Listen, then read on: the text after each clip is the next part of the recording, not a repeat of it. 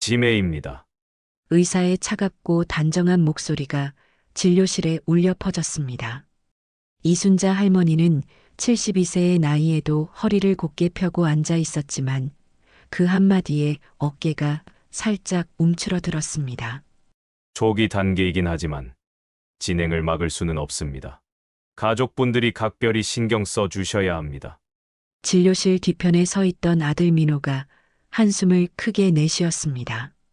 50세의 그는 어머니보다 더 충격받은 표정이었습니다. 아니, 정확히는 당황한 표정이었습니다. 그럼 이제 어떻게 해야 하나요? 일단은 약물 치료를 시작하고 규칙적인 생활과 적절한 자극이 필요합니다. 혼자 두시면 안 되고요. 순자 할머니는 의사의 말을 듣고 있었지만 마음 한구석에서는 이미 알고 있었다는 생각이 들었습니다. 최근 들어 자꾸 깜빡하는 일이 많아졌고 때로는 30년 전 일이 어제 일처럼 선명하게 떠오르곤 했으니까요. 특히 그 아이 이야기가 자꾸 머릿속에 맴돌았습니다. 지혜, 자신의 딸이 낳았던 그 아이. 27년 전 미혼모였던 딸 현숙이가 눈물을 흘리며 아이를 입양 보내던 그날이 요즘 따라 더욱 생생하게 기억났습니다. 어머니, 민호의 목소리에 순자는 현실로 돌아왔습니다. 응, 알겠다. 치매구나. 의외로 담담한 어머니의 반응에 민호는 더욱 당황했습니다. 울거나 부정하거나 할 줄 알았는데 어머니는 마치 예상했다는 듯 고개를 끄덕였습니다. 병원을 나오는 길 민호는 계속 휴대폰을 들여다보았습니다.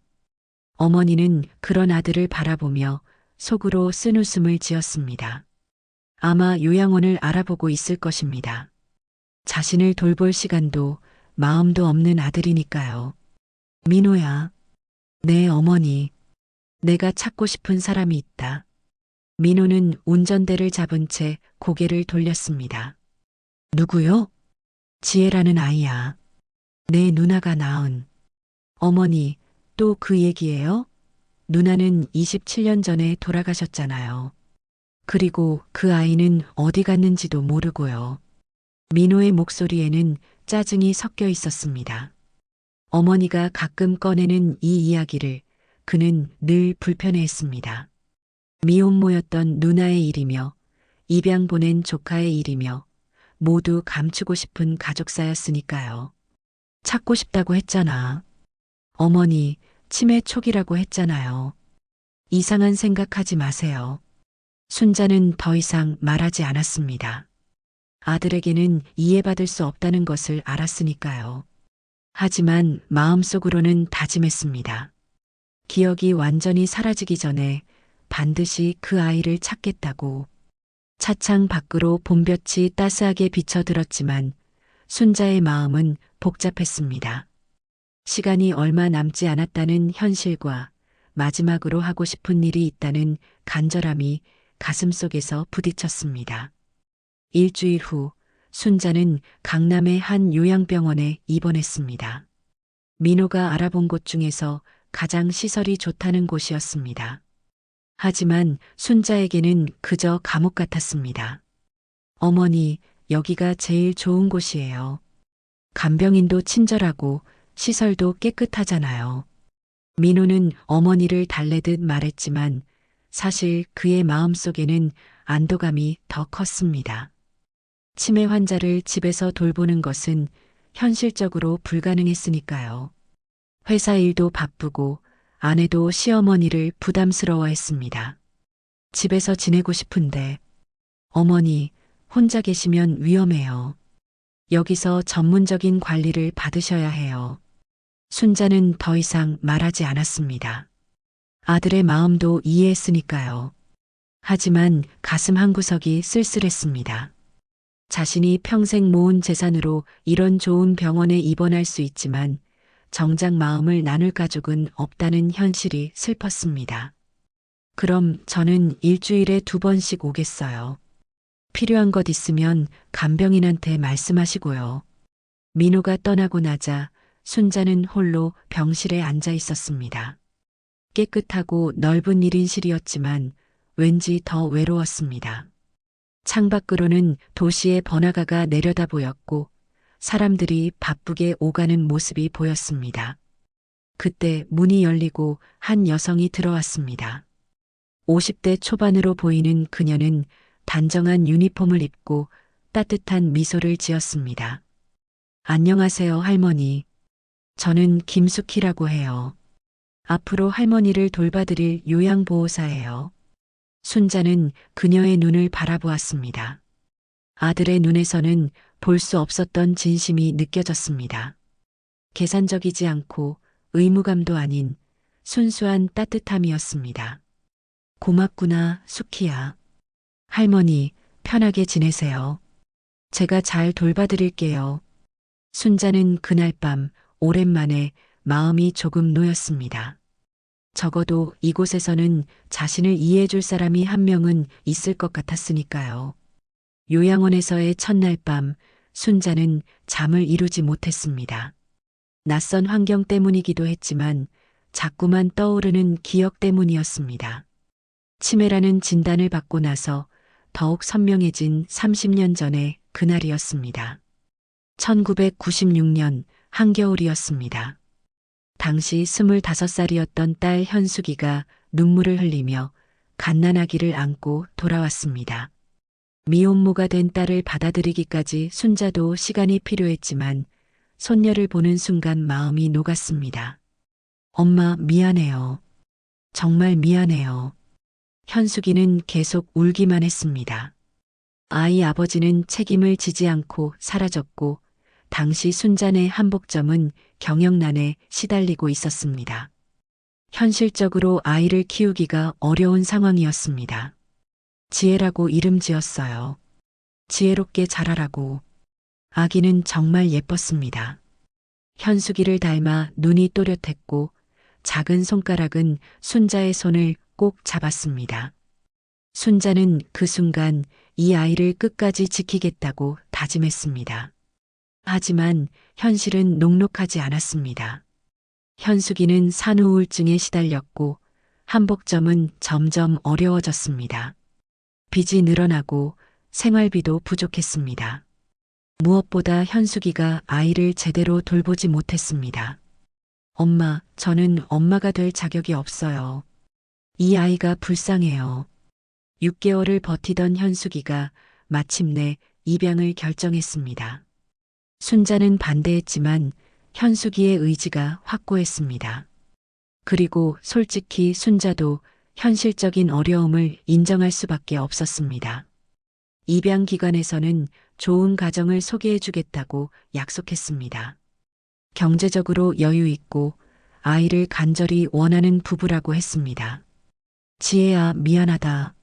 아이를 넘겨주던 날 순자의 가슴은 찢어질 것 같았습니다. 현숙이는 아이를 한 번도 제대로 쳐다보지 못했고 순자가 대신 아이를 안고 입양 가족에게 전해주었습니다. 할머니가 꼭 찾을게. 꼭. 그것이 지혜와의 마지막이었습니다. 그 후 현숙이는 몇 년 뒤 병으로 세상을 떠났고 순자는 홀로 남아 한복점을 다시 일으켰습니다. 하지만 마음 한구석에는 항상 그 아이에 대한 그리움이 자리 잡고 있었습니다. 지혜야, 우리 지혜가 어디 있을까? 순자는 침대에 누워 천장을 바라보며 중얼거렸습니다. 27살이 된 지금 그 아이는 어떤 모습일까요? 행복하게 살고 있을까요? 자신을 원망하고 있을까요? 치매 진단을 받고 나서 더욱 간절해졌습니다. 기억이 사라지기 전에 마지막으로 그 아이를 만나고 싶었습니다. 미안하다고 사랑한다고 말하고 싶었습니다. 요양원 생활이 시작된 지 2주가 지났습니다. 순자는 매일 같은 시간에 일어나고 같은 시간에 식사를 하며 정해진 프로그램에 참여했습니다. 규칙적인 생활이었지만 마음 한구석은 늘 공허했습니다. 그날도 평소와 같았습니다. 오후 산책 시간에 김숙희의 부축을 받으며 요양원 주변을 걷고 있었습니다. 봄볕이 따뜻했고 거리에는 사람들이 바쁘게 오가고 있었습니다. 할머니, 저기 예쁜 드레스들이 많이 걸려 있네요. 수키가 가리킨 곳을 보니 요양원에서 200m 정도 떨어진 곳에 작은 웨딩샵이 있었습니다. 로즈마리 웨딩이라는 간판이 보였고 쇼윈도에는 화려한 웨딩 드레스들이 전시되어 있었습니다. 가까이 가서 볼까요? 순자는 고개를 끄덕였습니다. 한복점을 했던 자신으로서는 드레스도 관심이 있었습니다.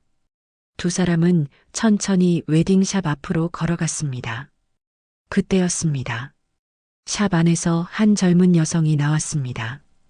27세 정도로 보이는 그녀는 단정한 정장을 입고 있었고 손에는 스케치북을 들고 있었습니다. 그 여성이 고개를 들어 하늘을 바라보며 목을 살짝 느렸을 때 순자의 심장이 멎는 것 같았습니다. 목 왼쪽에 동전만한 크기의 갈색 점이 선명하게 보였습니다. 저건 순자는 30년 전을 떠올렸습니다. 갓난아기였던 지혜의 목에도 똑같은 위치에 똑같은 모양의 점이 있었습니다. 당시 의사는 태어날 때부터 있던 모반이라고 했습니다. 그리고 그 여성의 목에는 작은 은목걸이가 걸려 있었습니다. 순자는 그 목걸이를 자세히 보려고 눈을 찡그렸습니다. 목걸이 끝에 달린 작은 펜던트가 무엇인지 궁금했습니다. 저 아이, 그 여성의 얼굴을 보는 순간 30년 전 딸 현숙이의 모습이 겹쳐 보였습니다. 같은 눈매, 같은 입술 모양, 그리고 무엇보다 목의 점까지. 이건 우연일 수가 없었습니다. 할머니, 괜찮으세요? 수키가 걱정스럽게 물었습니다. 순자의 얼굴이 갑자기 창백해졌기 때문입니다. 그 여성은 잠시 순자를 바라보더니 공손하게 미소를 지으며 고개를 숙여 인사했습니다. 그리고 다시 샵 안으로 들어갔습니다. 지혜야. 순자가 무의식적으로 중얼거렸습니다. 할머니, 누구세요? 아는 분이세요? 아니야. 그냥 누군가를 닮아서.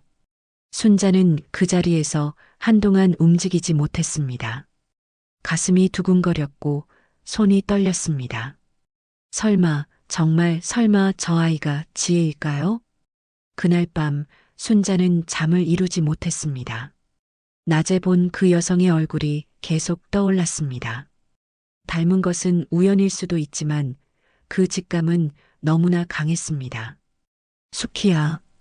다음 날 아침 순자는 김수키에게 조심스럽게 말을 꺼냈습니다. 어제 본 웨딩샵 말이야. 거기서 일하는 젊은 여자분. 혹시 이름을 알 수 있을까? 수키는 순자의 진지한 표정을 보고 고개를 끄덕였습니다. 한번 알아볼게요, 할머니. 궁금하시죠? 순자는 고개를 끄덕였습니다. 이제 확인해야 했습니다. 저 아이가 정말 자신이 30년간 그리워했던 손녀 지혜인지. 이틀 후 김숙희가 순자의 병실로 들어왔습니다. 그녀의 얼굴에는 신중한 표정이 어려 있었습니다. 할머니, 알아봤어요. 순자의 눈이 번쩍 뜨였습니다. 그분 이름이 박지혜 씨예요. 27세이고 웨딩드레스 디자이너로 일하고 계세요. 박지혜. 순자의 입에서 그 이름이 천천히 흘러나왔습니다. 박씨 집안으로 입양 갔다고 했던 그 기억이 떠올랐습니다. 그리고 지혜라는 이름까지 똑같다니. 더 놀라운 건 그분이 특별히 한복에 관심이 많다는 거예요. 웨딩드레스와 한복을 접목한 디자인을 전문으로 하신대요. 수키의 말에 순자의 가슴이 뛰기 시작했습니다. 혈육의 피는 역시 속일 수 없는 것일까요? 자신이 평생 한복을 다뤘는데 그 아이도 한복에 끌린다니. 그리고 수키가 잠시 망설이더니 조심스럽게 말을 이었습니다. 워낙 실력이 좋은데 가족 얘기는 전혀 안 하신다고. 그런데 할머니. 수키가 순자를 바라보며 신중하게 말했습니다. 제가 어제 다시 가서 자세히 봤는데 지혜 씨 목에 큰 점이 있더라고요. 목 왼쪽에 동전만한 갈색 점이요. 그리고 작은 은목걸이를 하고 계시던데 순자의 눈이 번쩍 뜨였습니다.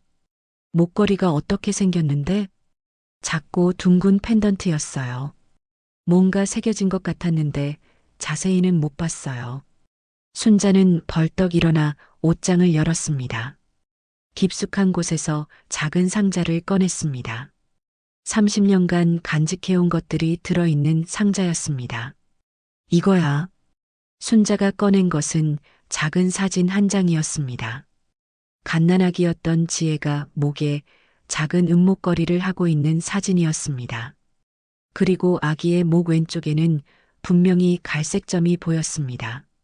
할머니, 이게 내가 지혜에게 준 목걸이야. 입양 갈 때 함께 보낸 거지.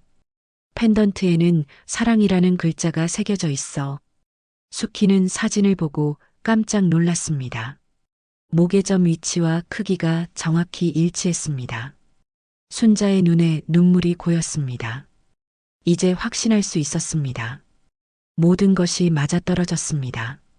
할머니, 혹시 그분과 어떤 관계가 있으신가요? 수키가 조심스럽게 물었습니다. 순자는 한참을 망설이다가 입을 열었습니다. 내 손녀야. 30년 전에 입양 보낸. 수키의 눈이 커졌습니다. 정말이에요? 응. 확신해.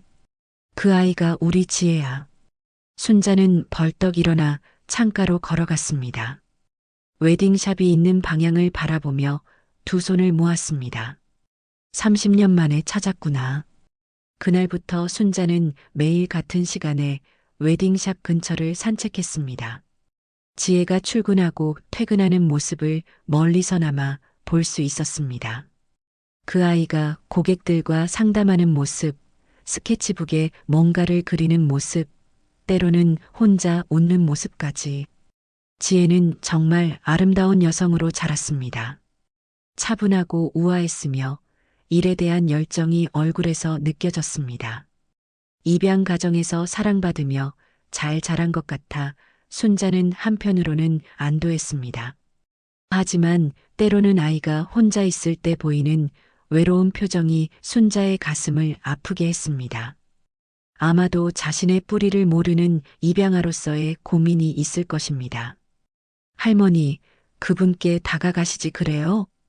어느 날 수키가 물었습니다. 순자는 고개를 저었습니다. 갑자기 나타나서 할머니라고 하면 그 아이가 놀라지 않을까? 게다가 나는 치매 환자고. 순자의 목소리에는 걱정이 가득했습니다. 30년 만에 찾은 소중한 손녀를 어떻게 만날지, 어떻게 말할지 고민이 깊었습니다. 시간을 가지고 천천히 접근해봐요. 제가 도와드릴게요. 수키의 따뜻한 말에 순자는 고마운 마음으로 고개를 끄덕였습니다. 이제 정말로 지혜와 다시 만날 날이 가까워지고 있었습니다. 지혜가 자신의 손녀라는 확신을 얻은 후 순자의 마음은 복잡했습니다. 기쁨과 설렘, 그리고 걱정이 뒤섞여 있었습니다. 어떻게 접근해야 할지, 어떻게 말해야 할지 고민이 깊었습니다. 갑자기 나타나서 할머니라고 하면 그 아이가 놀라지 않을까? 순자는 김숙희에게 털어놓았습니다. 게다가 나는 치매 환자고 그 아이가 믿을까? 할머니, 천천히 해봐요. 우선 자연스럽게 인사부터 나누어 보시는 게 어떨까요? 다음 날 오후 순자는 수키와 함께 웨딩샵 앞을 지나가게 되었습니다. 마침 지혜가 샵 앞에서 스케치북에 뭔가를 그리고 있었습니다. 봄 햇살 아래에서 집중하는 그녀의 모습이 참 아름다웠습니다. 할머니, 지금이 좋은 기회 같아요. 수키가 순자의 등을 살짝 떠밀었습니다. 순자는 심호흡을 하고 천천히 지혜에게 다가갔습니다. 안녕하세요. 지혜가 고개를 들어 순자를 바라봤습니다. 가까이서 보니 더욱 현숙이를 닮았습니다. 순자의 가슴이 뭉클했습니다. 아, 안녕하세요. 지혜가 공손하게 인사했습니다. 그녀의 목에 걸린 작은 은목걸이가 햇빛에 반짝였습니다. 그림을 그리고 계시는군요. 한복인가요? 순자가 스케치북을 보며 물었습니다. 지혜가 그린 것은 정말로 한복과 웨딩드레스를 접목한 아름다운 디자인이었습니다. 네, 맞아요. 한복 웨딩드레스를 디자인하고 있어요. 참 아름답네요. 한복을 정말 잘 아시는 것 같아요. 순자의 진심 어린 칭찬에 지혜의 얼굴이 밝아졌습니다. 감사해요. 사실 한복이 너무 좋아서 이유는 모르겠지만 어릴 때부터 한복을 보면 마음이 편해졌어요. 그 말을 듣는 순자의 가슴이 뜨거워졌습니다. 역시 핏줄은 속일 수 없는 것 같았습니다. 혹시 한복을 직접 만드실 줄도 아세요? 아니요, 아직은. 배우고 싶지만 어디서 배워야 할지 몰라서요. 순자는 그 순간 마음속에서 무언가가 번쩍했습니다. 이것이야말로 자연스럽게 지혜와 가까워질 수 있는 기회였습니다. 저 젊었을 때 한복점을 했었거든요. 시간이 되시면 한번. 정말이에요? 지혜의 눈이 반짝였습니다. 네, 요양원에 계시는 할머니인데 한복 만드는 솜씨가 정말 대단하세요. 옆에서 듣고 있던 수키가 거들었습니다.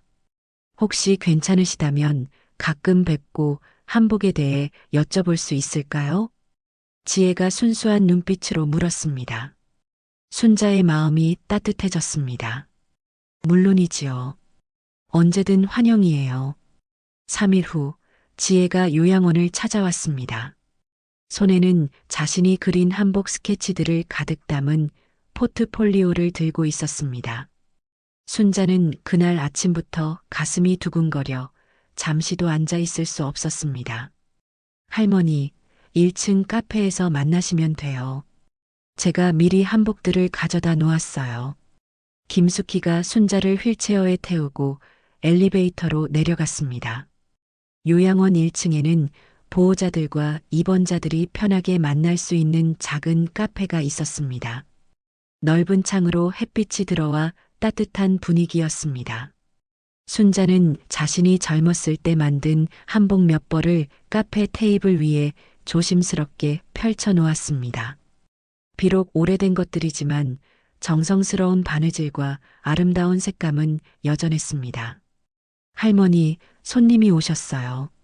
지혜가 카페 입구로 들어서며 정중하게 인사를 했습니다. 테이블 위에 펼쳐진 한복들을 보고 감탄했습니다. 와, 정말 아름다워요. 직접 만드신 거예요? 그럼 다 내 손으로 만든 것들이지. 순자의 목소리에는 자부심이 담겨 있었습니다. 지혜는 한복을 조심스럽게 만져보며 섬세한 바느질 솜씨에 감탄했습니다. 이 자수는 어떻게 하신 거예요? 정말 정교해요. 저건 말이야. 매화꽃 문양인데 한 땀 한 땀 정성을 들여야 해. 마음이 급하면 절대 안 돼. 순자가 한복을 들어 보이며 설명했습니다. 지혜는 눈을 반짝이며 듣고 있었습니다. 할머니는 언제부터 한복을 만드셨어요? 20살 때부터니까. 50년 넘게 했지. 우리나라 전통 의상이 얼마나 아름다운지 알리고 싶었어. 지혜가 가져온 스케치를 보여주자 순자는 깜짝 놀랐습니다.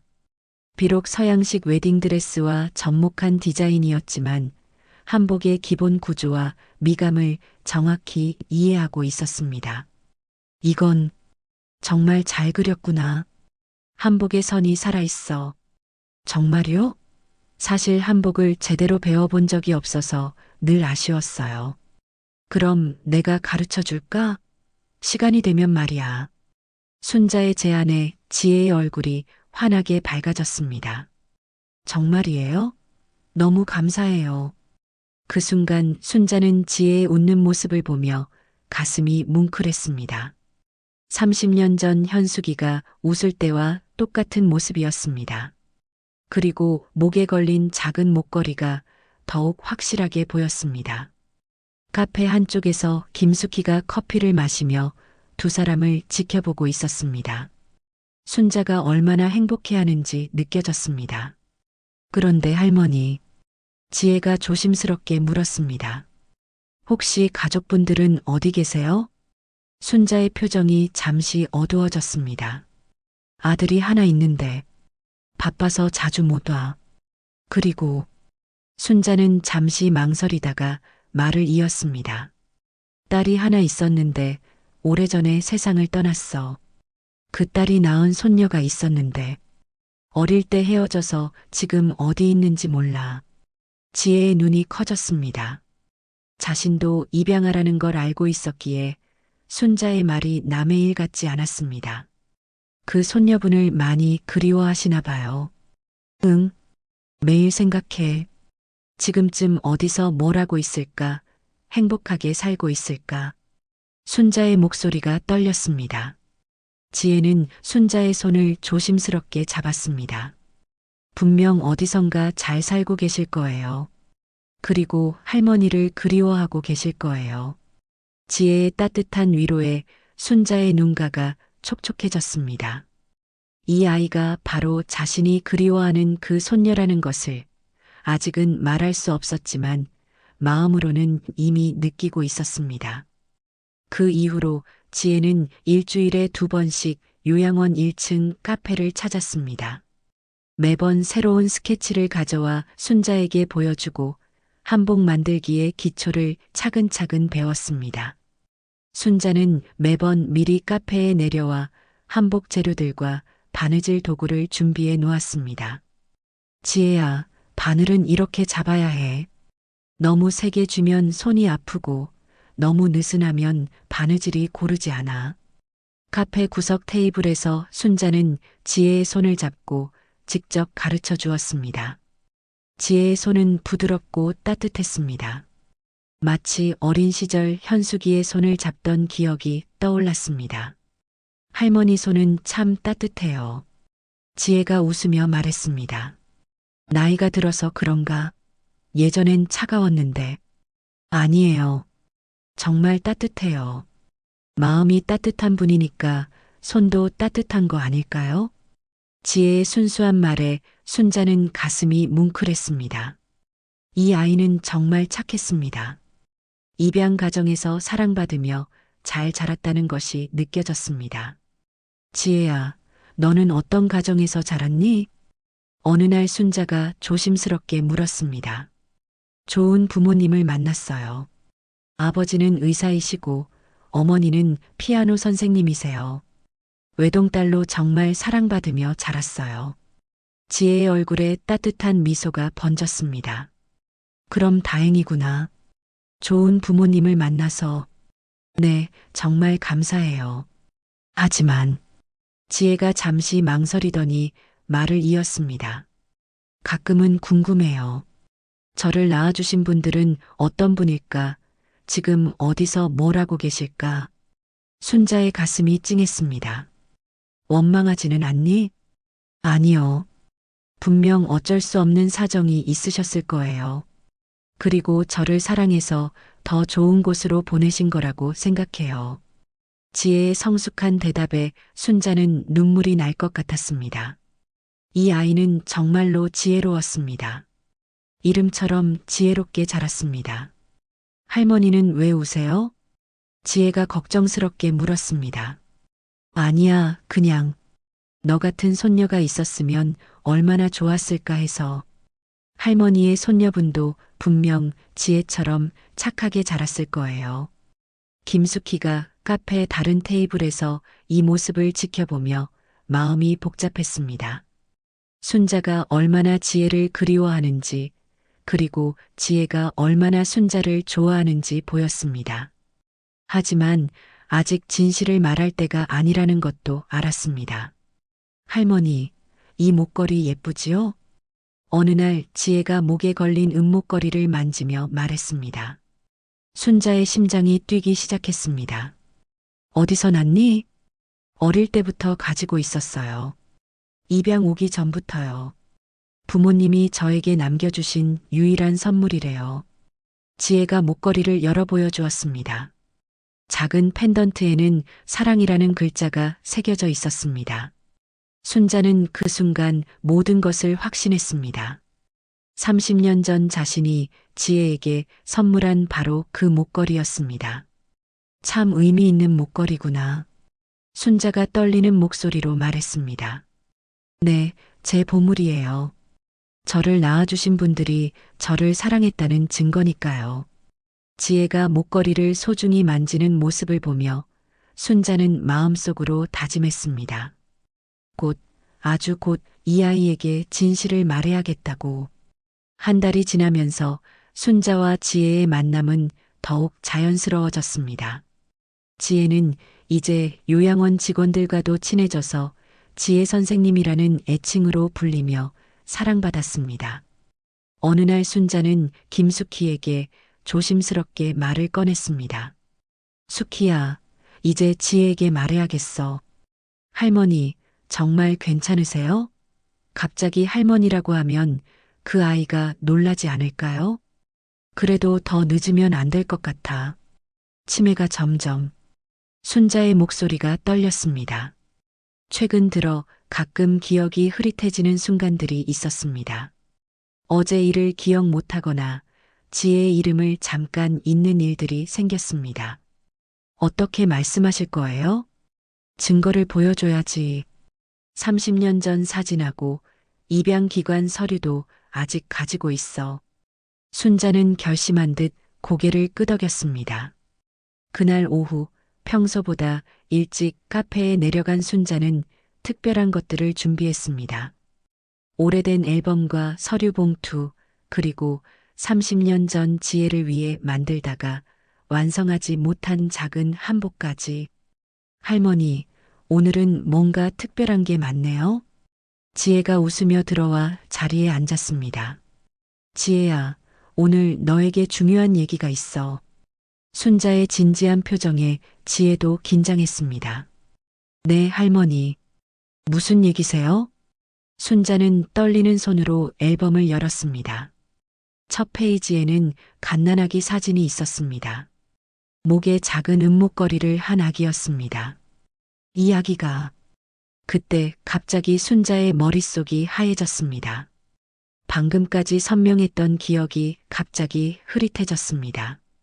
지혜가 누구였지? 왜 이 사진을 보여주려고 했지? 할머니, 괜찮으세요? 지혜가 걱정스럽게 순자의 손을 잡았습니다.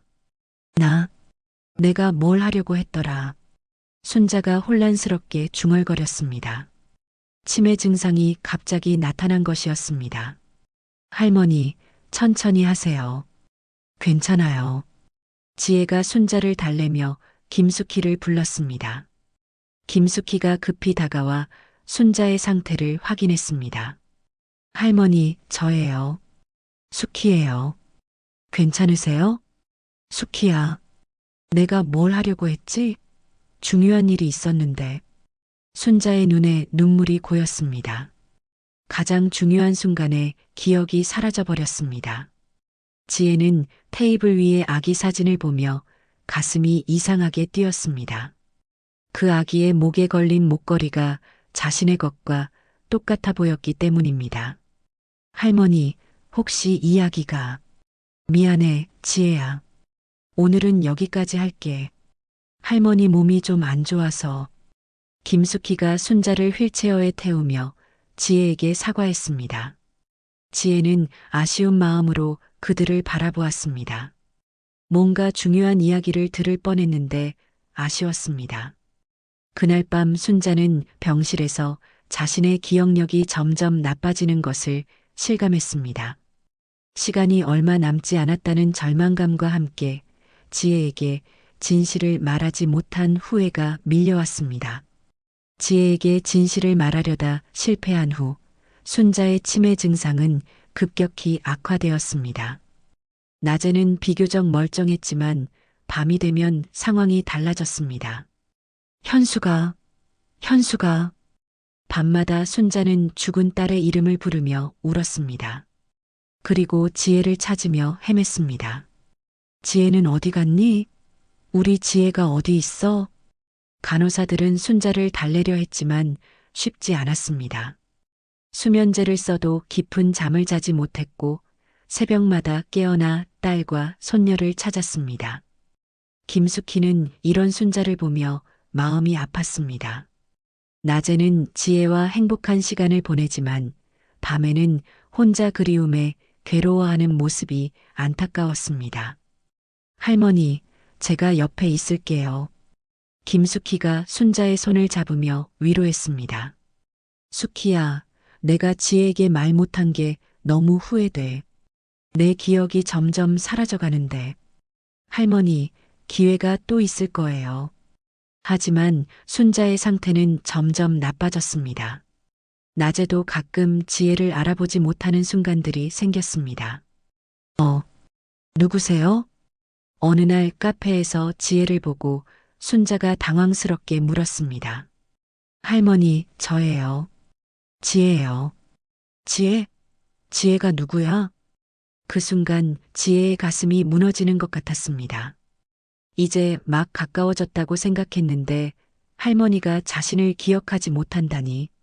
할머니, 한복 배우러 온 지혜예요. 기억나세요? 아, 그래, 지혜구나. 미안해. 순자가 다시 정신을 차리며 미안해했습니다.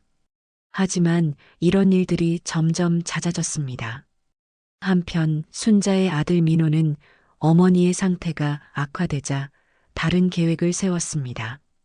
어머니 상태가 이러면 외부 접촉을 차단해야 해요. 치매 환자에게는 자극이 독이거든요. 민호가 병원 관계자와 상담하는 모습을 김숙희가 우연히 보았습니다. 특히 모르는 사람들이 자꾸 찾아와서 어머니를 더 혼란스럽게 만드는 것 같아요. 당분간 가족 외에는 면회를 금지해 주세요. 그리고 어머니 재산 관리도 해야 하고, 이 상태로는 어머니가 스스로 판단할 수 없으니까 성년의견인 신청을 준비 중입니다. 김숙희는 민호의 말을 듣고 충격을 받았습니다. 면회 금지라니. 그러면 지혜와의 만남이 완전히 차단되고 진실을 말할 기회도 영원히 사라질 것입니다. 할머니, 큰일이에요. 그날 밤 김숙희가 순자에게 민호의 계획을 알려주었습니다. 뭐라고? 면회 금지? 네, 가족 외에는 모든 면회를 금지한다고 하세요. 지혜 씨도 더 이상 만날 수 없게 될 거예요. 순자는 절망했습니다. 시간이 얼마 없다는 것을 느꼈습니다. 지혜에게 빨리 말해야 하는데. 할머니, 제가 도와드릴게요. 어떻게든 지혜 씨에게 진실을 알려드릴게요. 김숙희의 말에 순자는 고마운 마음으로 고개를 끄덕였습니다. 하지만 어떻게 해야 할지 막막했습니다. 그날 밤도 순자는 잠들지 못했습니다. 새벽 2시가 넘었는데도 침대에 앉아 창밖을 바라보며 중얼거렸습니다. 현수가 어디 있니? 지혜는 잘 있니? 간호사들이 와서 달래려 했지만 소용없었습니다. 순자는 계속 딸과 손녀를 찾으며 울었습니다. 김숙희는 순자의 모습을 보며 가슴이 아팠습니다. 그때 문득 한 가지 생각이 떠올랐습니다. 순자가 카페에서 지혜에게 보여주려다 만 것들 중에 작은 한복이 있었습니다. 혹시 내가 한복을 입고 들어가면 할머니 마음이 조금이라도 편해질까? 김숙희는 조심스럽게 순자의 옷장을 열어보았습니다. 그 안에는 순자가 젊었을 때 입던 한복들이 정성스럽게 보관되어 있었습니다. 김숙희는 그 중에서 가장 단정한 연보라색 한복을 꺼냈습니다. 조심스럽게 갈아입고 머리를 단정하게 빗어 올렸습니다. 거울 속의 자신이 30년 전 젊은 여성 같아 보였습니다. 할머니, 김숙희가 한복을 입고 순자의 병실로 들어갔습니다. 순자는 김숙희를 보는 순간 눈이 커졌습니다. 현수가. 순자가 떨리는 목소리로 불렀습니다. 치매로 인해 김숙희를 죽은 딸로 착각한 것이었습니다. 네, 어머니. 제가 왔어요. 김숙희는 순자의 마음을 달래주기 위해 연기를 했습니다. 순자의 손을 잡고 조용히 앉았습니다. 현수가 정말 너니? 엄마가 너무 보고 싶었어. 순자의 눈에서 눈물이 흘러내렸습니다. 하지만 이번에는 슬픔의 눈물이 아니라 기쁨의 눈물이었습니다. 지혜는 어떻게 지내? 우리 지혜 잘 크고 있어? 네, 어머니. 지혜는 정말 예쁘게 잘 자랐어요. 착하고 똑똑하게요. 김숙희의 말에 순자는 환한 미소를 지었습니다. 다행이구나. 내가 너무 걱정했는데. 그렇게 김숙희가 순자의 곁에 앉아 있으니 순자는 처음으로 편안하게 잠들었습니다. 다음 날 밤에도 김숙희는 몰래 한복을 입고 순자를 찾아갔습니다. 그리고 그 다음 날 밤에도 순자는 한복을 입은 김숙희를 볼 때마다 딸 현숙이라고 믿으며 행복해했습니다. 현수가 지혜에게 전해줘. 할머니가 정말 사랑한다고. 그리고 미안하다고. 네, 어머니. 꼭 전해드릴게요. 이 모습을 다른 간병인들과 간호사들이 목격하기 시작했습니다. 저 요양보호사, 왜 밤마다 한복 입고 들어가시지? 치매 환자가 딸로 착각하나 봐. 참 대단한 분이네. 정말 헌신적이야. 자신의 잠도 안 자면서 요양원에는 서서히 소문이 퍼졌습니다. 밤마다 한복을 입고 치매 할머니를 달래주는 요양보호사가 있다는 이야기가. 그러던 어느 날 밤 지혜가 웨딩샵에서 야근을 마치고 집으로 가는 길에 요양원을 지나게 되었습니다. 그때 2층 창문으로 희미하게 보인 한복 입은 여성의 실루엣을 보게 되었습니다. 저건 한복인가? 지혜는 호기심이 생겼습니다. 이 시간에 요양원에서 한복을 입은 사람이 있다니. 혹시 순자 할머니와 관련이 있는 일일까요? 다음 날 아침, 지혜가 평소처럼 요양원 카페로 순자를 만나러 갔습니다. 하지만 1층 안내데스크에서 뜻밖의 말을 들었습니다. 죄송합니다만 이순자 할머니는 현재 면회가 금지되어 있습니다. 네, 면회 금지요? 지혜는 당황했습니다. 어제까지만 해도 별다른 얘기가 없었는데 가족분의 요청으로 당분간 외부인 면회를 받지 않기로 했습니다. 할머니 상태가 악화되어서요. 지혜는 실망스러운 마음으로 요양원을 나왔습니다. 순자 할머니의 상태가 그렇게 나쁜가? 어제는 멀쩡했는데. 그리고 어젯밤에 본 한복 입은 사람은 누구였을까? 한편 요양원 안에서는 김숙희가 급하게 순자를 찾아갔습니다. 할머니, 지혜 씨가 오셨는데 면회가 금지되어서 못 만났어요. 뭐라고? 순자는 충격받은 표정이었습니다. 민호 씨가 어제 공식적으로 면회 금지 요청을 했어요. 가족이 아닌 모든 사람들의 면회를 막겠다고. 그럼 지혜를 언제 만나지? 순자의 눈에 절망이 어렸습니다. 기억이 점점 사라져가는데 지혜를 만날 수 없다니. 할머니, 제가 방법을 찾아볼게요.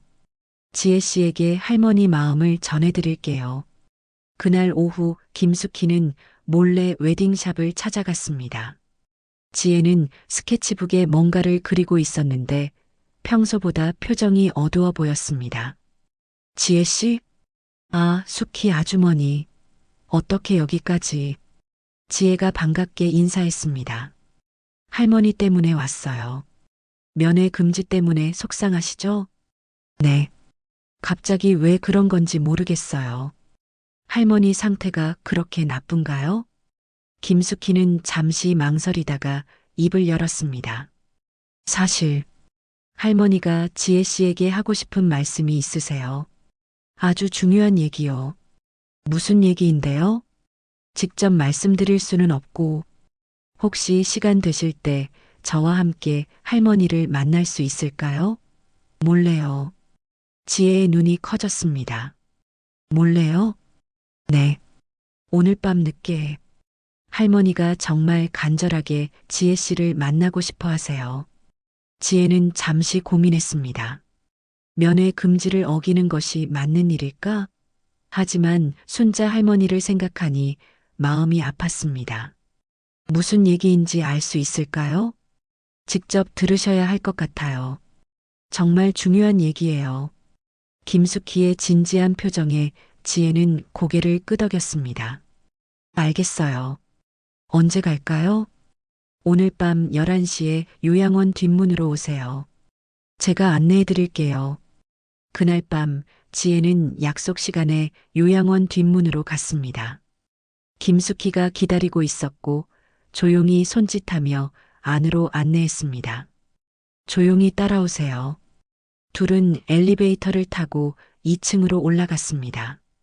복도는 조용했고 간간히 간병인들이 지나다녔습니다. 순자의 병실 앞에서 김숙희가 문을 열었습니다. 아내는 순자가 침대에 앉아 창밖을 바라보고 있었습니다.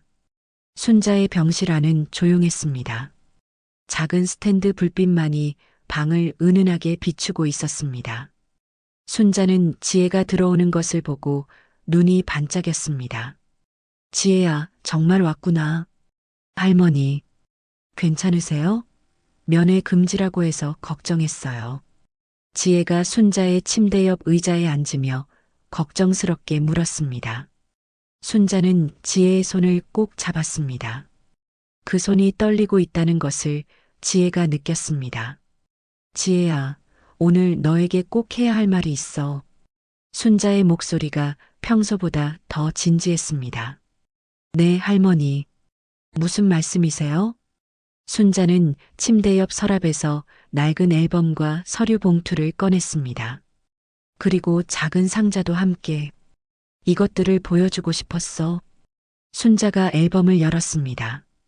첫 페이지에는 갓난아기 사진이 있었습니다. 아기의 목에는 작은 은목걸이가 걸려 있었고 목 왼쪽에는 동전만한 갈색 점이 선명하게 보였습니다. 지혜는 그 사진을 보는 순간 가슴이 뛰기 시작했습니다. 이 아기는 지혜야. 순자가 떨리는 목소리로 말했습니다. 이 아기가 바로 너야. 27년 전에 너. 지혜의 눈이 커졌습니다. 손으로 자신의 목을 만져보았습니다. 그 위치에 정말 같은 점이 있었습니다. 할머니, 이게 무슨... 내가 너의 할머니야, 지혜야.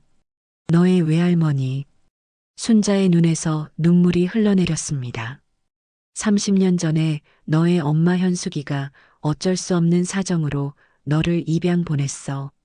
그때 너는 갓난아기였고 순자가 서류 봉투에서 입양 기관 서류를 꺼내 보여주었습니다. 지혜의 본명 김지혜, 입양 날짜, 그리고 친모의 이름 김현숙이 적혀 있었습니다. 그리고 이것, 순자가 작은 상자를 열었습니다. 안에는 지혜가 목에 걸고 있는 것과 똑같은 은목걸이가 들어 있었습니다.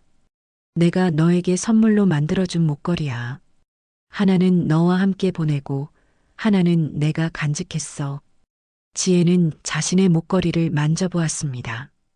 펜던트에 새겨진 사랑이라는 글자가 눈에 들어왔습니다. 할머니, 지혜의 목소리가 떨렸습니다. 모든 것이 맞아떨어졌습니다. 한복에 대한 자연스러운 끌림, 순자를 보았을 때의 묘한 친근감, 그리고 이 모든 증거들. 정말 제 할머니세요? 응, 내 사랑하는 손녀야. 순자가 지혜를 끌어안았습니다. 30년 만에 진정한 재회였습니다. 지혜는 순자의 품에서 울기 시작했습니다. 어린 시절부터 느꼈던 막연한 그리움, 자신의 뿌리에 대한 궁금함이 이 순간 모두 해소되었습니다. 할머니, 저를 버린 게 아니었구나. 버린 게 아니야. 더 좋은 곳으로 보낸 거야. 너를 사랑해서. 김숙희는 문 근처에서 이 장면을 보며 조용히 눈물을 훔쳤습니다. 할머니, 그동안 얼마나 그리워하셨어요. 지혜야, 할머니한테 시간이 별로 없어. 순자가 지혜의 손을 꼭 잡으며 말했습니다. 치매가 점점 심해져서 기억을 잃기 전에 너에게 주고 싶은 게 있어. 순자는 침대 아래에서 정성스럽게 포장된 커다란 보자기를 꺼냈습니다. 이건 30년 동안 너를 위해 만든 거야. 보자기를 열자 아름다운 한복이 나타났습니다. 연분홍빛 저고리와 연보라빛 치마, 그리고 섬세한 자수가 놓인 당이까지 모든 것이 완벽했습니다. 할머니, 지혜는 숨이 막힐 정도로 아름다운 한복을 보며 감탄했습니다. 너의 결혼식을 위해 만든 거야. 매년 조금씩 만들어서 내가 27살이 되면 딱 맞을 거라고 생각하며 순자의 목소리가 떨렸습니다. 한 땀 한 땀에 할머니의 사랑을 담았어. 그리고 너에 대한 그리움도. 지혜가 한복을 조심스럽게 만져보았습니다. 정말 완벽한 바느질이었습니다. 30년의 세월과 정성이 느껴졌습니다. 할머니, 정말 아름다워요. 이렇게 소중한 걸. 그리고 이것도. 순자가 또 다른 상자를 꺼냈습니다. 안에는 작은 수첩과 열쇠가 들어 있었습니다. 이건 뭐예요? 은행 통장이야. 30년 동안 너를 위해 모은 돈. 그리고 옛날 한복점 자리. 지금은 작은 빌딩이 되어 있어. 지혜의 눈이 커졌습니다. 할머니, 이런 건 받을 수 없어요. 받아야 해. 이건 다 내 거야. 할머니가 평생 너를 위해 준비한 거니까. 순자가 지혜의 손에 통장과 열쇠를 쥐어주었습니다. 그리고 가장 중요한 건 순자가 지혜의 두 손을 잡았습니다. 할머니의 한복 만드는 기술을 너에게 물려주고 싶어. 우리 전통을 이어가길 바래. 할머니, 너는 이미 재능이 있어. 혈육의 피가 흐르니까. 할머니가 가르쳐 준 것들 잊지 말고 계속 발전시켜줘. 그때 김숙희가 조심스럽게 다가와 속삭였습니다. 할머니, 시간이. 새벽이 다가오고 있었습니다.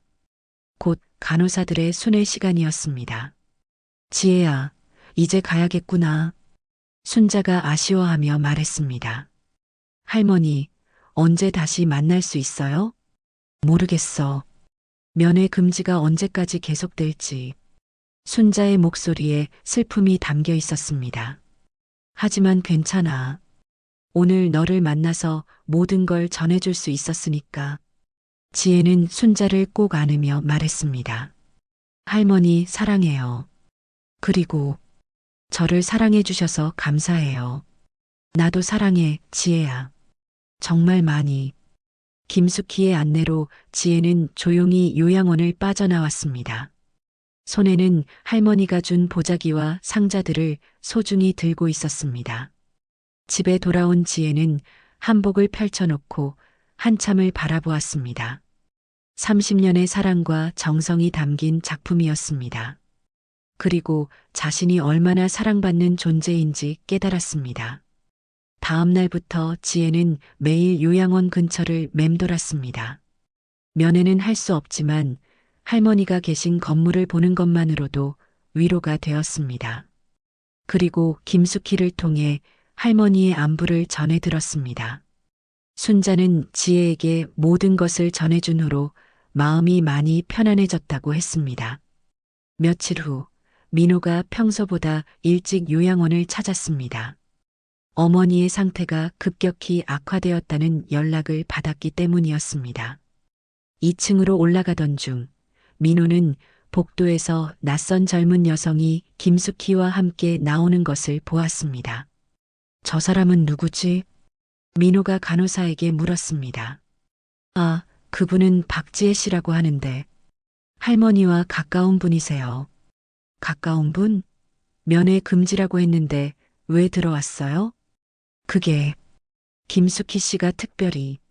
민호는 당황했습니다. 자신이 모르는 사이에 어머니에게 접근한 사람이 있다니. 게다가 면회 금지 조치를 어기고 말입니다. 민호는 급히 어머니 병실로 들어갔습니다. 어머니, 방금 나간 사람이 누구예요? 순자는 아들을 보자 당황한 표정이었습니다. 민호야, 언제 왔니? 어머니, 방금 나간 젊은 여자가 누구냐고 물어봤잖아요. 순자는 잠시 망설이다가 입을 열었습니다. 지혜야, 우리 지혜. 또 그 얘기예요? 어머니, 치매 때문에 헛것을 보시는 거예요. 민호는 짜증을 냈습니다. 하지만 순자의 표정이 평소와 달랐습니다. 치매 증상일 때의 흐릿한 눈빛이 아니라 아주 선명하고 확신에 찬 눈빛이었습니다. 민호야, 지혜를 찾았어. 정말로 찾았다고. 어머니, 그 사람이 누나가 낳은 아이라는 거예요? 말도 안 돼요. 사진도 있고 목걸이도 있어. 목의 점도 똑같고. 순자가 침대 옆 서랍을 가리켰습니다. 민호가 열어보니 낡은 앨범과 서류들이 들어 있었습니다. 민호는 앨범을 펼쳐보았습니다. 갓난아기 사진과 입양 서류, 그리고 작은 목걸이까지 모든 것이 정리되어 있었습니다. 이게 정말? 응, 내가 30년간 간직한 거야. 민호는 혼란스러웠습니다. 정말로 어머니가 말씀하신 손녀가 존재한다는 뜻일까요? 그때 김숙희가 병실로 들어왔습니다. 할머니, 지혜 씨가 안전하게. 김숙희는 민호를 보고 말을 멈췄습니다. 숙희 씨, 설명 좀 해주세요. 방금 나간 사람이 정말 어머니 손녀라는 거예요? 김숙희는 잠시 망설이다가 고개를 끄덕였습니다. 네. 할머니가 직접 확인하셨어요. 확인이라니 어떻게요? 사진과 목걸이, 그리고 신체적 특징까지 모두 일치했어요. 민호는 믿기 어렵다는 표정이었습니다. 하지만 이상하지 않아요? 갑자기 나타나서 할머니라고 하다니. 혹시 어머니 재산을 노리는 건 아닐까요? 그런 게 아니에요. 지혜 씨는 자신이 입양하라는 것만 알고 있었어요. 할머니를 만난 것도 우연이었고요. 하지만 민호의 의심은 쉽게 가시지 않았습니다. 30년 만에 갑자기 나타난 손녀라니 너무 의심스러웠습니다. 다음 날 민호는 병원에 DNA 검사를 의뢰했습니다. 어머니에게서 모발 샘플을 채취하고 지혜에게도 검사를 요청했습니다. DNA 검사요? 지혜는 당황했습니다. 김숙희를 통해 연락을 받았지만 갑작스러운 요청이었습니다. 네, 민호 씨가 정확한 확인을 하고 싶다고 하세요. 저는 상관없어요. 할머니가 제 친할머니라는 걸 증명할 수 있다면. 지혜는 기꺼이 검사에 응했습니다. 오히려 과학적으로 입증되는 것이 좋다고 생각했습니다. 하지만 민호의 태도는 달랐습니다. 검사 결과가 나올 때까지 지혜의 면회를 완전히 금지시켰습니다. 어머니가 혼란스러워 하시니까 결과가 나올 때까지는 만나지 말아주세요. 지혜는 상처받았습니다. 할머니를 돈 때문에 접근했다고 의심받는 것 같아서 마음이 아팠습니다. 숙희 아주머니, 제가 정말 할머니의 친손녀가 맞을까요? 당연하죠. 할머니가 그렇게 확신하시는데. 하지만 삼촌은 저를 믿지 않아요. 김숙희는 지혜를 위로했습니다. 그리고 순자에게는 상황을 솔직히 설명했습니다. 할머니, 민호 씨가 DNA 검사를 하고 있어요. DNA 검사? 네, 지혜 씨가 정말 손녀인지 확인하려고요. 순자는 슬퍼했습니다. 아들이 자신의 말을 믿지 않는다는 것이 속상했습니다. 내가 치매라고 해서 판단력이 없다고 생각하는구나. 며칠 후 검사 결과가 나왔습니다. 민호가 병원에서 결과지를 받아보는 순간 그의 얼굴은 창백해졌습니다. 99.97% 일치. 조성관계가 확실합니다. 의사의 설명에 민호는 말을 잃었습니다. 정말로 어머니 말씀이 맞았던 것입니다. 민호는 급히 요양원으로 돌아왔습니다. 어머니 병실에서 순자는 창밖을 바라보며 앉아 있었습니다. 어머니, 결과가 나왔니?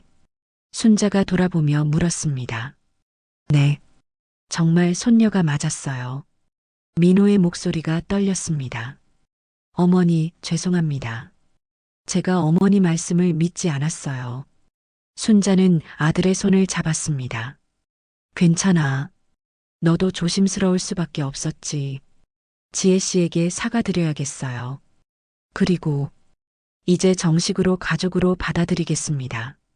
순자의 얼굴에 환한 미소가 번졌습니다. 마침내 아들도 지혜를 인정한 것입니다. 민호야, 지혜를 불러줘. 할머니가 마지막으로 하고 싶은 말이 있어. 민호는 고개를 끄덕이고 급히 지혜에게 연락했습니다. 그날 오후 지혜가 요양원에 왔습니다. 이번에는 당당하게 정문으로 들어올 수 있었습니다. 민호가 직접 마중 나왔습니다. 지혜 씨, 정말 죄송했습니다. 민호가 깊게 고개를 숙였습니다. 어머니의 친손녀가 맞다는 걸 확인했습니다. 제가 의심해서 죄송했어요. 지혜는 민호의 진심 어린 사과를 받았습니다. 괜찮아요, 삼촌. 충분히 그럴 수 있다고 생각해요. 이제부터는 정말 가족입니다. 어머니가 많이 기다리세요. 두 사람은 함께 순자의 병실로 향했습니다. 순자는 지혜를 보자 눈물을 흘렸습니다. 지혜야, 정말 미안했어. 내가 상처받았을 텐데. 아니에요, 할머니. 이제 모든 게 확실해졌잖아요. 지혜가 순자의 손을 잡았습니다. 민호야, 너도 앉아. 순자가 아들을 불렀습니다. 이제 우리 세 사람이 진짜 가족이 되었구나. 민호는 지혜를 바라보며 말했습니다. 지혜 씨, 아니, 지혜야. 앞으로 잘 부탁해. 나는 너의 삼촌이고 너는 내 조카야. 네, 삼촌. 저도 잘 부탁드려요. 세 사람은 손을 맞잡았습니다. 30년 만에 완성된 가족의 모습이었습니다. 어머니, 이제 편안하시죠? 민호가 물었습니다. 응. 이제 마음이 편해졌어. 지혜도 찾고 너도 지혜를 받아들여주고. 순자의 얼굴에는 평온함이 가득했습니다. 할머니, 이제 치료에만 집중하세요. 저희가 곁에 있을게요. 지혜가 말했습니다. 하지만 순자의 몸은 이미 많이 약해져 있었습니다. DNA 검사 결과를 기다리는 동안 스트레스와 걱정으로 상태가 더욱 악화된 것입니다. 의사 선생님이 뭐라고 하세요? 지혜가 민호에게 조심스럽게 물었습니다. 시간이 얼마 남지 않았다고 하네요. 민호의 목소리가 무겁게 가라앉았습니다. 그날부터 민호와 지혜는 번갈아가며 순자를 돌봤습니다. 김숙희도 더욱 정성스럽게 간병했습니다. 할머니, 제가 만든 첫 번째 작품이에요. 지혜가 자신이 만든 작은 손수건을 보여주었습니다. 할머니가 가르쳐준 기법으로 정성껏 만든 것이었습니다. 정말 잘 만들었구나. 할머니 솜씨를 닮았어. 순자가 기뻐하며 손수건을 쓰다듬었습니다. 민호가 지혜를 바라보며 말했습니다. 지혜야, 할머니 뜻대로 한복 공방을 열어보자. 내가 사업적인 부분은 도와줄게. 정말요, 삼촌? 우리가 이제 가족이잖아. 당연하지. 순자는 아들과 손녀가 화목하게 이야기하는 모습을 보며 행복해했습니다. 지혜야, 그리고 이것도. 순자가 마지막으로 작은 편지 봉투를 내밀었습니다. 할머니가 너에게 쓴 편지야. 나중에 혼자 있을 때 읽어봐. 지혜가 편지를 받아들었습니다. 봉투에는 사랑하는 지혜에게라고 적혀 있었습니다. 할머니, 지혜의 눈에서 눈물이 흘러내렸습니다. 울지 마, 지혜야. 이건 기쁜 일이야. 할머니가 너에게 줄 수 있는 모든 걸 다 줬으니까. 순자가 지혜의 눈물을 닦아주었습니다. 민호야, 지혜를 집에 데려다 줘. 오늘은 많이 피곤할 거야. 네, 어머니. 그날 밤 순자는 마음이 한결 가벼워졌습니다. 손녀에게 모든 것을 전해주었고 아들도 지혜를 받아들였으니까요. 며칠 후 순자의 상태가 급격히 악화되었습니다. 의사는 이제 시간이 얼마 남지 않았다고 했습니다. 민호는 급히 지혜에게 연락했습니다. 지혜야, 어머니 상태가 많이 안 좋아졌어. 빨리 와. 지혜는 달려왔습니다. 순자는 침대에 누워 있었고 숨소리가 얕았습니다. 할머니. 지혜가 순자의 오른손을 잡았습니다. 어머니, 저도 여기 있어요. 민호가 순자의 왼손을 잡았습니다. 순자는 두 사람의 손을 느끼며 희미하게 미소를 지었습니다. 마침내 꿈꾸던 모습이었습니다. 아들과 손녀가 함께 자신을 지켜주는 것. 고맙다. 너희들이 있어서. 순자의 목소리는 작았지만 분명했습니다. 지혜야, 할머니 편지. 읽었니? 네, 할머니. 너무 감동적이었어요. 지혜가 어젯밤 읽었던 편지를 떠올렸습니다. 30년간의 그리움과 사랑이 담긴 글들이었습니다. 할머니가 너무 사랑해. 저도 사랑해요, 할머니. 김숙희도 병실 한쪽에서 조용히 지켜보고 있었습니다. 눈가가 촉촉했습니다. 민호야, 지혜 잘 돌봐줘. 네, 어머니. 제가 잘 돌보겠어요. 우리 이제 진짜 가족이구나. 순자가 두 사람의 손을 꼭 쥐었습니다. 그날 새벽 순자는 두 사람의 손을 잡은 채 조용히 숨을 거두었습니다. 얼굴에는 평화로운 미소가 남아 있었습니다. 장례식 날 많은 사람들이 조문을 왔습니다. 요양원 직원들, 김숙희의 동료들, 민호의 지인들, 그리고 지혜의 양부모님까지 순자가 얼마나 사랑받는 사람이었는지 알 수 있었습니다. 지혜는 검은 정장을 입고 왔습니다. 하지만 가슴에는 할머니가 만들어준 한복의 작은 장신구를 달고 있었습니다. 할머니와 함께하고 싶은 마음이었습니다. 지혜야, 어머니가 너를 정말 자랑스러워 하셨어. 민호가 지혜에게 말했습니다. 삼촌도 저를 받아들여 주셔서 감사해요. 우리가 이제 진짜 가족이니까 앞으로 잘 부탁해. 장례를 마친 후 지혜는 할머니의 병실을 마지막으로 둘러보았습니다. 그곳에는 아직도 할머니의 온기가 남아있는 것 같았습니다. 할머니. 지혜는 할머니가 누워있던 침대에 앉아 눈물을 흘렸습니다. 몇 달 만에 만나서 헤어진 시간이 너무 아쉬웠습니다. 김숙희가 조용히 다가와 지혜의 어깨에 손을 올렸습니다. 지혜 씨, 할머니가 마지막에 하신 말씀이 있어요. 무슨 말씀이세요? 지혜가 행복하면 된다고, 그것만으로도 충분히 보상받았다고 하셨어요. 지혜의 눈에서 더 많은 눈물이 흘러내렸습니다. 그날 밤 지혜는 집에서 할머니가 준 편지를 다시 읽었습니다.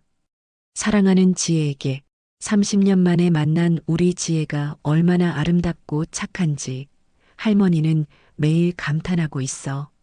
지혜야, 미안해. 내가 어릴 때 지켜주지 못해서. 하지만 후회하지는 않아. 너를 더 좋은 곳으로 보낸 것은 할머니와 내 엄마의 사랑이었거든. 내가 이렇게 훌륭하게 자란 걸 보니 우리의 선택이 옳았다는 생각이 들어. 너를 키워준 부모님께도 정말 감사해. 지혜야, 할머니가 너에게 준 한복과 기술들을 잘 활용해줘. 그리고 우리 전통을 많은 사람들에게 알려줘. 그것이 할머니의 마지막 소원이야. 너에게는 이제 두 가정의 사랑이 있어. 너를 키워준 부모님의 사랑과 너를 낳고 그리워한 할머니의 사랑. 그 모든 사랑을 받을 자격이 있는 소중한 아이야. 사랑해, 지혜야. 할머니의 마음은 언제나 너와 함께 할 거야. 할머니 이순자. 지혜는 편지를 읽고 또 울었습니다. 하지만 이번에는 슬픔의 눈물이 아니라 감사의 눈물이었습니다. 다음 주 지혜는 웨딩샵 사장에게 사표를 냈습니다. 지혜야, 갑자기 왜? 할머니의 유산을 이어받고 싶어요. 한복 공방을 열려고 해요. 민호도 지혜의 결정을 적극 지지했습니다. 내가 사업적인 부분에서 도와줄게. 어머니 뜻대로 좋은 공방을 만들어 보자. 지혜는 할머니가 물려준 건물을 리모델링하기 시작했습니다. 1층은 한복 공방으로, 2층은 한복 전시관으로 만들 계획이었습니다. 공사가 진행되는 동안 지혜는 매일 할머니 묘소를 찾았습니다. 할머니, 오늘은 바닥 공사를 했어요. 할머니가 좋아하셨던 따뜻한 원목 바닥으로 깔았어요. 할머니, 오늘은 한복 전시대를 설치했어요. 할머니 작품들을 제일 좋은 자리에 놓을 거예요. 매일매일 공방 준비 상황을 보고하는 지혜의 모습을 보며 김숙희도 마음이 뭉클했습니다. 지혜 씨, 저도 도와드릴까요? 요양 언니를 그만두고. 정말요? 너무 고마워요, 아주머니. 할머니도 기뻐하실 거예요. 두 사람은 함께 공방을 준비했습니다. 할머니의 흔적을 하나하나 정성스럽게 정리하고 새로운 시작을 위한 준비를 했습니다. 할머니의 옷장에서는 수많은 한복 재료들이 나왔습니다. 비단, 명주, 삼배, 모두 최고급 재료들이었습니다. 그리고 할머니가 30년간 써온 바느질 도구들도 발견했습니다. 할머니가 이 모든 걸 저를 위해 준비하셨구나. 지혜는 할머니의 재봉틀 앞에 앉아 처음으로 혼자서 한복을 만들어 보기 시작했습니다. 할머니가 가르쳐 준 대로 한 땀 한 땀 정성을 들였습니다. 첫 번째 작품은 할머니를 위한 것이었습니다. 할머니가 좋아하셨던 연보라색 한복이었습니다. 할머니, 제가 만든 첫 번째 한복이에요. 어떠세요? 묘소 앞에서 완성된 한복을 펼쳐 보이는 지혜의 모습은 마치 할머니와 대화하는 것 같았습니다. 6개월 후 순자 한복 공방이 문을 열었습니다. 개업식 날 민호도 찾아왔고 지혜의 양부모님도 축하하러 오셨습니다. 지혜야, 할머니가 정말 자랑스러워 하실 것 같아. 양어머니가 지혜를 끌어안으며 말했습니다. 네, 엄마. 할머니 덕분에 제 길을 찾았어요. 공방 한쪽에는 할머니의 사진이 걸려 있었고 그 옆에는 할머니의 글귀가 액자에 담겨 있었습니다. 한 땀 한 땀에 사랑을 담아 순자 한복. 지혜는 매일 아침 할머니의 사진에 인사를 하며 하루를 시작했습니다. 할머니, 안녕하세요. 오늘도 할머니가 가르쳐 주신 마음으로 한복을 만들겠어요.